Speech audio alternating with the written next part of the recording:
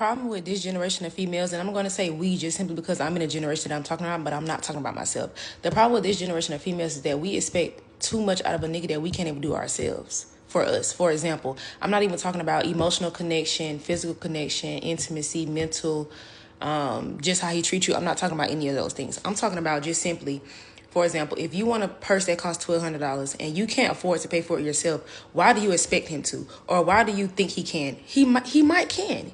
He might can afford it. But it's like a rule for y'all. It's like, oh, he got to spend this and this on me. But you can't even afford to spend that on yourself. Then you call him broke. So are you broke too? If you want some Bottegas and you can't afford to spend on yourself, why do you think he can? Y'all problem is y'all be on social media and start comparing yourself to other 22, 23, 24-year-olds. That's not realistic. That's not realistic for somebody in their early 20s to be spending bands on somebody else. That's not realistic. Comparison is a thief of joy. Stop comparing yourself to these people on social media because it's not real. This is not real, bro.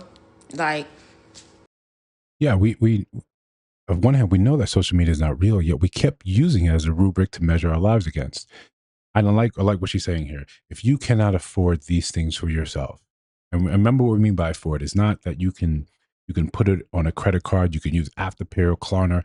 If you can afford it, then you can buy it without wherewithal, without impact to your finances, without anything else going awry. You've budgeted, you've maintained it, and you have that money for that disposable income. You've got your savings, you've got your debt under control, you're investing. That's real affording. We've got this idea that because I think, and don't quote me on this, we don't understand how to value ourselves.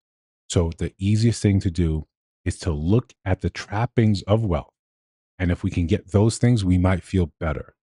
But it's a never ending cycle. It's a debt trap where that thing that was supposed to make you feel happy, you probably already have it in your closet.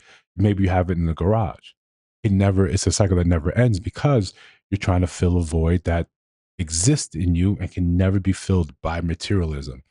But that's a very hard topic to push out to the young generation and saying, if you want better, if you want these luxurious items and you want them from a person, yet you can't afford it from yourselves, you calling that person broke, you calling that person any type of profane name makes no sense and reveals more of your character than you realize.